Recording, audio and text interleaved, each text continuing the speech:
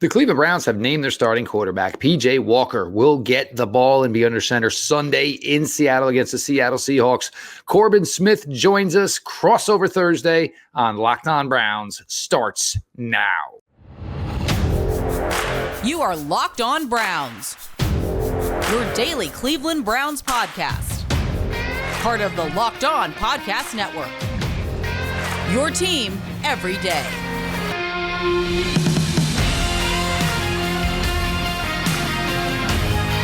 Greetings, 12s and the Dog Pound. This is Corbin Smith, host of the Locked On Seahawks podcast. Glad to be joined here for our latest Crossover Thursday by Jeff Lloyd of Locked On Browns. We're going to be taking a deep dive into Sunday's upcoming matchup.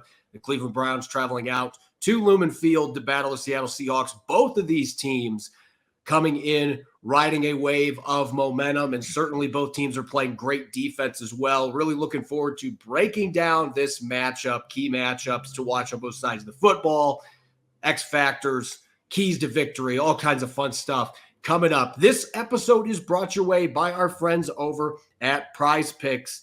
The easiest and most exciting way to play daily fantasy sports. Go to prizepicks.com/LockedOnNFL and use the code all lowercase LockedOnNFL for a first deposit match up to $100. Jeff, we've got this really exciting game coming up on Sunday. I know at least in the Pacific Northwest, there are other reasons why fans are really excited here. They get to finally wear throwback uniforms, and the Cleveland Browns, they're going to be coming in with a throwback style offense and defense, and it's working really well for them right now, especially helping the Seahawks out a few weeks ago, beating the San Francisco 49ers, and they're doing it without their starting quarterback, who will be out again this week. It's actually funny because this first time, obviously, Corbin, for you and I, has been 4 years. So, I mean, that was a Russell Wilson, Baker Mayfield game back in those days. But yeah, well, and even, messaging last night as we were starting to set up here, I said, it should be interesting. I have no idea who the starting running back is, and most likely won't know who the starting quarterback is. But the Browns, basically, they're not going to do what they did last week. The Browns last week, they did not know on Wednesday whether or not Deshaun Watson was going to be able to go. Then all of a sudden he's practicing Thursday, practicing Friday, and was able to give the Browns about 9 reps of offensive football before they had to go to P.J. Walker. A great disservice to P.J. Walker, obviously, because he didn't get the practice time. But the Browns are not going to do that. If Deshaun Watson cannot give them a full week of practice, he is not going to be the quarterback for their team on Sunday. So P.J. Walker, and I think it was an admirable effort against the 49ers. He gets the ball out quickly. He knows what he wants to do with it. As far as the interceptions and some turnovers, well, that's why the guy is either a number 2 quarterback or a number 3 quarterback in the NFL. That's just the way it goes. Obviously, if his talent was better than that, he'd be starting for somebody somewhere in the league. But it just makes me feel more confident because, look, it is a road game, and, it's one of the most difficult places to play anyway. And now you throw in the fact that obviously, and everybody gets so gaga about this, fans, and whatever fan base it is. Obviously, the Browns wearing the white helmets and the all whites this year. The fans have loved that. I know the excitement from the Seattle fans about the uniforms that are going to come out. But, so for P.J. Walker, they did bring back Jordan Wilkins, former Indianapolis Colt was with the Browns over the summer.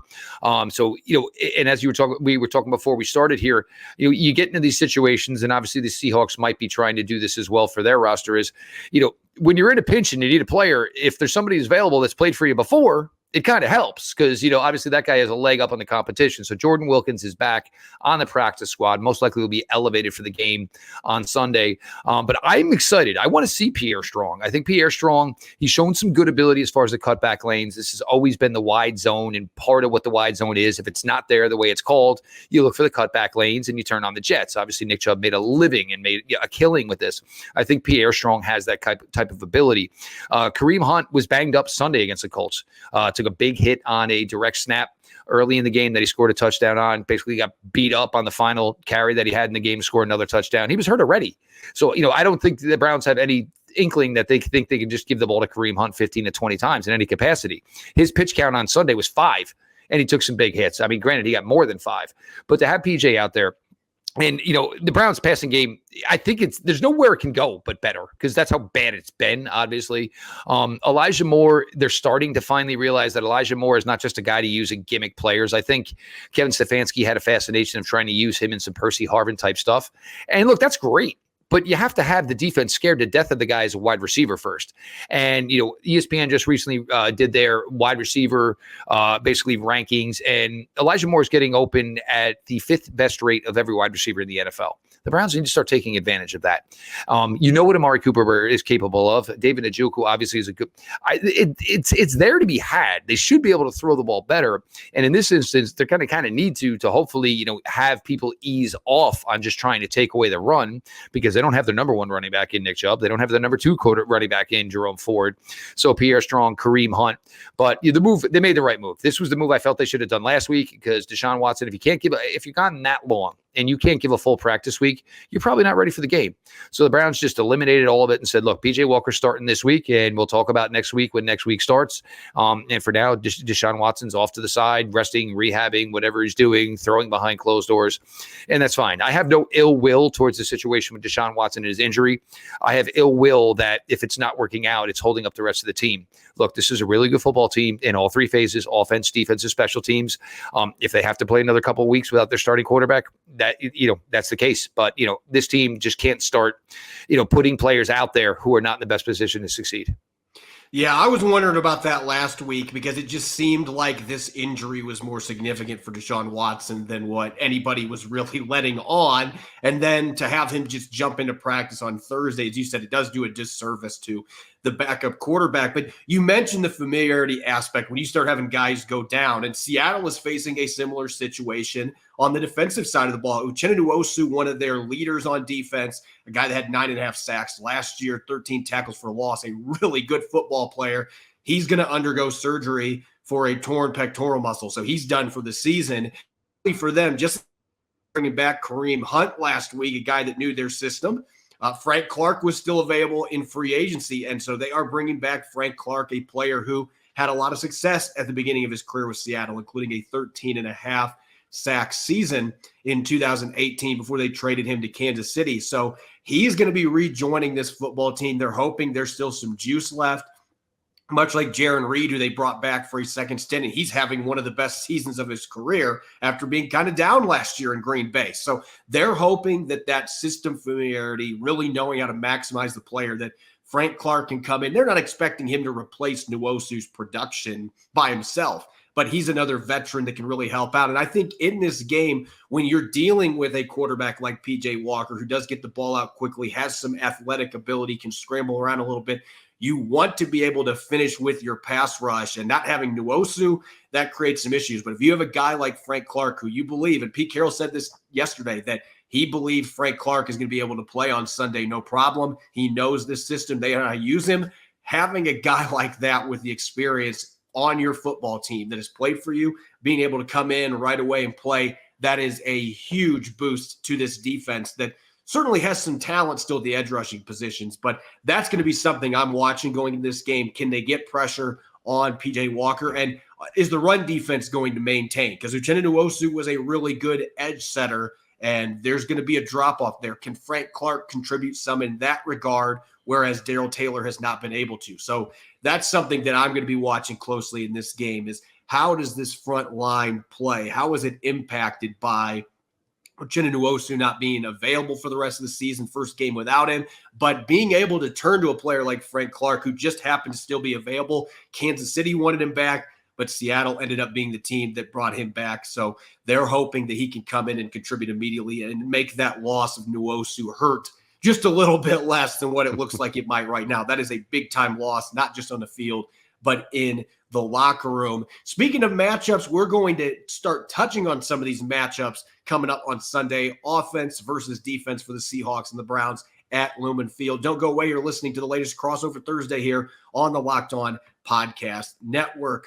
Why root for your team on an empty stomach? That's a game day travesty that ensures you won't be cheering at your very best. Order on DoorDash and save on football watch party favorites. Right now, you can get 50% off up to $10 value when you spend $15 or more in your first order when you download the DoorDash app and enter the code LOCKED23. When I'm kicking back and watching the game with friends and family, I love to order Jet City Pizza, my favorite gluten-free pizza place in the Seattle region, with a 2-liter root beer and cinnamon sticks for the rest of the party. And DoorDash makes the process easy, so I don't have to leave the comfort of my couch for delicious, great tasting food before and after kickoff. Since it's so simple, I have become such a frequent orderer of Jet City off the DoorDash app that the people who manage the restaurant know me by name. Ready to satisfy your taste buds on game day? Quench those cravings with your favorite local restaurants via DoorDash. Get 50% off up to $10 value when you spend $15 or more on your first order using the DoorDash app, and enter the code LOCKED23. Subject to change, terms apply. You're listening to the Crossover Thursday special here. Locked On Seahawks, Locked On Browns. I'm Corbin Smith, host of the Locked On Seahawks podcast. Glad to be joined by Jeff Lloyd of the Locked On Browns podcast. And we got this really exciting matchup coming up on Sunday. The Browns, I believe this is just the third trip that they have made to Lumen Field, and it's been a while. The last time that Cleveland was in Seattle, Johnny Manziel was still playing quarterback. So you have to go way back in the time machine there for the last time that the Browns played at Lumen Field. It was still called CenturyLink Field then. And going into this game, there's plenty of intriguing matchups. There's a lot of star power on both of these football teams. So, Jeff, what jumps out to you looking at this game from the Browns on an offensive perspective? What is a matchup going up against the Seahawks defense that you're interested to see on Sunday? Well, I mean, it's always the Browns' offensive line. And, it's weird because some of the things that have been consistent in years past are the things that maybe aren't consistent this year. The interior play, and look, Joel Bitonio just returned last week, had a knee scope, missed the week before. So obviously, Joel was working his way back into it. The tackle play, which is usually something that, I'm not highlighting on any Locked On Browns episode, but DeJuan Jones at the right tackle position has just been absolutely fantastic. I mean, for him to be a fourth-round rookie, starting the way he is. Last week, obviously, it was 40 pass pro reps, only allowed one pressure. I mean, now you're talking about a guy who's handled Nick Bosa. He's played against TJ Watt. He's playing against everybody. He's just been, everything the Browns could absolutely hope for. And to be fair, he was an afterthought as a draft pick because they did renegotiate Jack Conklin in December with all intentions of Jack Conklin being the right tackle for this team. Goes down week one. You got to put the rookie in, and he's taking it like a fish to water. One thing I don't really talk a lot about positively is Jedrick Wills, and he's actually strung together a couple of good games. I think the way this team is, the vibe, and it's a really, really unit that's starting to come together. I think everybody just kind of, the vibe is good. Everybody feels good with each other, and it's allowed for some players that have struggled in years past to maybe just feel a little bit more comfortable and maybe understand that maybe they're getting a fresh start, so to speak. And, he had a huge key block on the game-winning touchdown for Kareem Hunt. So then, hopefully this is, because normally, your interior is what's going to control your running game. Normally your tackles are what's going to hopefully control your passing game. So I think with these guys, and because Seattle gets their sacks from everybody, it's like weirdly defined. Each linebacker has a couple. Like you said, Jaron Reed has a couple. You might be dealing with a guy like Frank Clark now. So it's a real balance. It's not like just one pass rusher or that's the guy we got to take care of, similar to what people think, they do with the Cleveland Browns. So that is certainly what I'm looking for. And for these guys, and look, it's big because there's a couple of aspects when you go into a place like Seattle. It's obviously the simple things of making sure you're not jumping off sides. It's going to be extremely loud. The Browns, anybody in the offensive line has now dealt with three quarterbacks. This is going to be Walker's pseudo third start. He played most of the game last week. You had Deshaun Watson for 2 and change of a start. You had DTR. So obviously changing cadences, changing voices, that's critical. But they need that offensive line play to continue because once you're going to maybe lesser and less talent at the running back position and certainly at your quarterback position, you need to have your offensive line start to play at a higher and higher level. So hopefully for them, they're starting to trend back upwards to where this offensive line has been for the Browns in years past. Yeah, I'm really excited to see the interior offensive line for the Browns. Teller, Bitonio going up against, and your old guy, Posick. I can't believe that I'm saying this, but on the defensive side, everybody went into the season thinking that the defensive line in the interior was going to be the big weakness for the Seattle Seahawks, and yet Jaron Reed is having one of the best seasons of his career. I think Draymond Jones has played really well. The sacks numbers aren't there yet, but he is playing well. He's disruptive. Mario Edwards looks like a totally different player. He's having a blast right now. Miles Adams has been good. They've gotten good production from rookie Cameron Young, a 4th-round pick. So that line has been really good, but this is going to be a fun litmus test because you have some established standouts in the interior of that offensive line for the Cleveland Browns. They want to get physical up front.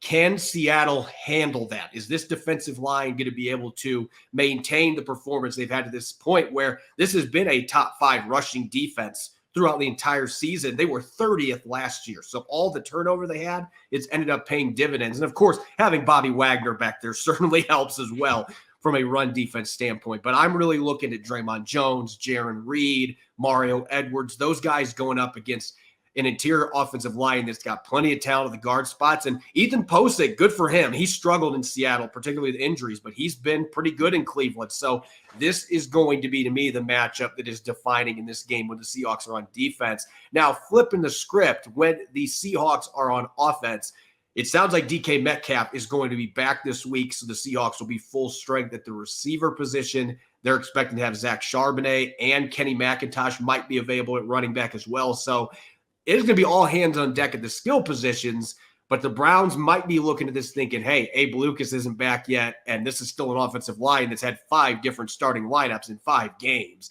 And so Myles Garrett and company probably are looking at that thinking, hey, this is an ideal situation, even on the road. No doubt. And look, I think for the defensive line, and look, this is, look, I'm a former wide receiver, but even I'm in awe, and I can't get enough of watching this Browns defensive line. And the names, obviously the headline names, obviously was Myles Garrett. You brought in Okoronkwo, you brought in Zadarius Smith, you brought in Dalvin Tomlinson. But even one of the more surprising guys is Maurice Hurst. He was a guy that, years ago was, highlighted as this great big prospect. His draft cycle went terrible, ended up to a terrible situation in the Raiders, but now he's healthy. And, he's not a starter. He's a role player. When the Browns go to the nickel and dime pass rush unit, it is Myles Garrett, it is Zadarius Smith, it is Ogbenai Okoronkwo, and it is Maurice Hurst. And he's really, you can almost book him for about a play a week, and it's been really nice to see. But the other thing is this is going to be a fun top 3 wide receivers for Seattle versus the cornerbacks for the Browns. Denzel Ward, Greg Newsome, Martin Emerson. This is a really, really good group. Obviously, they gave San Francisco all that they could handle. But it's going to be fun because, DK is obviously, you think of him as a big receiver just because he is so physically big and imposing, but he's not necessarily the definition of a big receiver. You've got Lockett, who kind of does a little bit of everything. And Jigba is obviously starting to really, really come on. So it's going to be a fun matchup as far as that is concerned as well because, defensively, I just in awe. And like we've said for weeks, Myles Garrett should have been Defensive Player of the Week. Myles Garrett. And it's almost like, is there a separate bar for Myles Garrett to be Defensive Player of the Week? Yeah, well, maybe it's to have two sacks with 2 forced fumbles, and then all of a sudden just jump over a guy who's 6'4", 310 pounds in a field goal situation and block a field goal. But this defense is coming in hot, and even though the Colts gave up points last week, the Browns defense did account for getting points back themselves. And look, the Ravens game, they didn't play well on defense. 49ers game, they did play very, very well on defense. Colts game, not so well. So does it keep trending that way? And maybe you get a really good effort again from this Browns defense this week in Seattle. Yeah, to me, it all boils down to, can you give Geno Smith enough time to be able to throw the football? Because I have a lot of respect for Cleveland's secondary, but I also look at Seattle's receiving core and the tight ends. This is a game the tight ends could have a lot of impact in the passing game as well. Geno Smith's got so many weapons, and that's not including Jake Bobo, who has been a phenomenal story as an undrafted rookie that they brought in that is putting up big numbers. So they've got all those weapons. If they can just find a way to keep Geno Smith upright and give him a little bit of time to be able to work with the weapons around him, being at home, that gives you a little bit of an advantage slowing down the opposing pass rush on its own. But to me, that is the key. Are you going to be able to make it that Myles Garrett doesn't single-handedly destroy this game? Is Charles Cross going to be able to step up to the plate?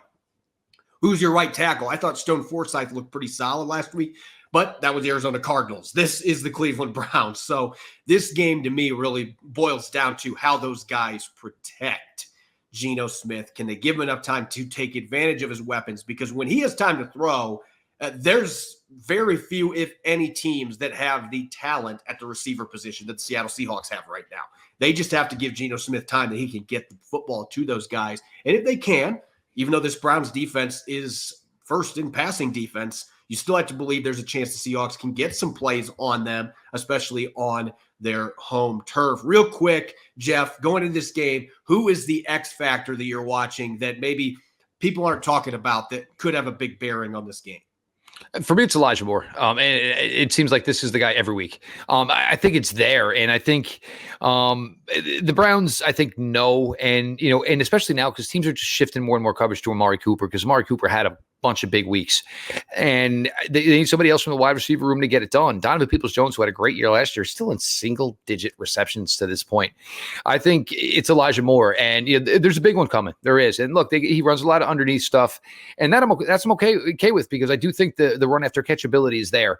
I really think it's Elijah Moore. There's going to be an opportunity here for him, I think. And it's going to be a tough matchup. Obviously, Seattle's always played great defense under Pete Carroll. But I think there's going to be that opportunity there for Moore to take a couple of catches and probably turn them into more than just what, the perceived value of those catches would have been. There's been a lot of plays where he was maybe one juke move, one broken tackle away from one play being 70 yards or maybe one play being 35, 40 yards. And I think maybe he's due. One of those is coming this week. I'm going to go with Zach Charbonnet, who missed last week. At some point with the red zone issue Seattle's had, as great as Ken Walker III is, and he has had production in the red zone. He's scored a bunch of touchdowns. But there's also been a lot of plays where it felt like if you had that battering ram running back, you'd have a better chance to be able to punch the ball in and have success down there. I think that's been their biggest issue in the red zone. Geno's made some knucklehead decisions, but he's also been put in some tough spots because they haven't been able to run the ball effectively down there. Zach Charbonnet, with his size, his power, between the tackle ability, that is a guy that I think that's where you need to get him. So I think this could be the game as long as his hamstring's healthy that we might see him get some reps if Seattle can sustain some drives and get into the red zone. Get him down there and let his punching style work for you to try to get that run game going when you are approaching the opposing goal line. Up next, we're going to look at keys to victory and, of course, game day predictions. That'll be coming up next year on Crossover Thursday on the Locked On Podcast Network, which is brought your way by FanDuel. Get ready for Week 8 in the NFL with incredible offers from FanDuel, America's #1 sportsbook. Right now, new customers can bet $5 and get $200 in bonus bets guaranteed. If you've been thinking about joining FanDuel, there's no better time to get into the action. The app is so easy to use. There's a wide range of betting options, including spreads such as the Seahawks being a 3.5-point favorite over the Browns, player props including Devin Witherspoon's increasing Rookie of the Year odds, over-unders, and more. Visit FanDuel.com/lockedon and enjoy the NFL season with an offer you won't want to miss. FanDuel, official partner of the NFL. My family and I love to travel, whether visiting Cannon Beach on the Oregon coast or hiking in the Rocky Mountains. While these trips are always a blast, there's no such thing as being too prepared, particularly when you are in remote areas with limited or no cell reception. If you get sick or suffer an injury and you aren't close to an urgent care or emergency room, it's a good thing to have peace of mind. And the Jase case from Jase Medical checks off that box. There's a lot of uncertainty in the world today. It's important to be prepared. That's why Jase Medical offers the Jase case. 5 life-saving antibiotics for emergency use so that you are not just hoping that you have access to medication in an emergency. You can also customize your case and add additional life-saving medications based on your own unique needs. Jase is continually working to expand their medication offerings, and recently they added ivermectin as an option in the Jase case. Jase Medical makes sure you have the medication in hand, and they handle everything from the online evaluation to licensed pharmacy medication delivery, ongoing consultation, and care. Don't get caught unprepared. Buy a gift card for a family member. They can get a Jase case of their own. Get $20 off on these life-saving antibiotics today from Jase Medical by using the code LOCKEDON at checkout at jasemedical.com. That's JASE medical.com. You're listening to Crossover Thursday here, Locked On Seahawks, Locked On Browns. I'm Corbin Smith, host of the Locked On Seahawks podcast. Glad to be joined by Jeff Lloyd, the host of the Locked On Browns podcast. We've got a big Week 8 clash coming up at Lumen Field, Seahawks and Browns. Two teams that are thinking playoffs. The Seahawks are certainly thinking an NFC West championship. I know the Browns are right in the thick of things to win the AFC North as well. Going into this game, Jeff, Seahawks have home field advantage, and I will tell you, I feel like the 12s have returned to full form this year. The last couple of years, it seemed like it wasn't quite the same at this stadium, but the noise has been elevated this year. With that task in front of them, what are the keys to victory for the Browns to be able to come into Seattle and get their first win at Lumen Field? I think we touched on both aspects. Probably going to be controlling the line of scrimmage. Defensively, this defensive line, it's just the level they're playing at, and Geno Smith can move a little bit, but he's never, you're never going to basically say, oh well, Geno Smith's going to take care of this all with his legs. He didn't run well coming into the league out of West Virginia, so I'm assuming he's gotten any better since. But they're just so quick to the point of attack on defense, and for a team that never had defensive, I've covered this team now. This is my 7th season. They've never had defensive tackle play. Like nothing ever got blown up right away up the middle, and which is why I've emphasized for 7 years why defensive tackle play is so important. Browns fans are now starting to see it. A play is dead before it even begun. This is the difference between attacking from obviously the interior as opposed to the outside rushers. Offensively is going to be where it's tricky. Look, PJ Walker has made enough starts in the NFL that this shouldn't be too big. Obviously, the place is going to be roaring. The 12s, they were going to be fired up anyway once you were going back with these jerseys. So I don't think that's going to be the issue. But the fact is, if they start to get down or it's one mistake, it's righting the ship. Like the way the game went last week against the Colts. If the Browns get into a situation like that, I don't think you're going to come back in Seattle like you did in Indianapolis. It's just a whole different environment and obviously a much better product of a football team on the field. So they've got to come out and they got to stick to the script early, and the script has got to be strong early. They've got to find a way to just, points. Granted, Baraquez can flip the field at any time. But if you're punting the ball, if we're talking more than 5 punts, obviously that'll probably be, exactly what the deal was going to be for the Browns. It probably wasn't going to be their day. But I think, with their offensive line, they got to find a way to control this. And even if they don't run great, they got to find a way to at least run effective, hopefully to, at least keep time of possession in their hands and not let their defense get tired, because that's been some of the issues for the defense to this point, is being on the field too much. They can do those things. The Cleveland Browns have proven that they can play with anybody in the NFL, obviously, after beating the San Francisco 49ers. But it is a tough place to play on the road. And they just need to be clean. It's simple, it's clean, it's smart. And, obviously it's just trying to keep, time of possession in their favor, and hopefully, lack of penalties and those types of things. The simples, the basics. Yeah, I don't want to sound cliche with my keys to victory, but to an extent, this is a very simple one for the Seattle Seahawks to me. On offense, you've got to be able to get that run game going. They did get 100-plus rushing yards from Ken Walker III last week, but that was against a Cardinals defense that doesn't have near as much talent as what the Cleveland Browns do. But you can't end up in a position where Geno Smith is dropping back 40 to 45 times in this game and letting Myles Garrett and company tee off on it. They have got to be able to run the football and get some under center, and I'm putting emphasis on that, under center play action. Enough with the shotgun crap. If you get in the red zone, no more of the at the goal line shotgun runs. If you're going to run the ball, get under center.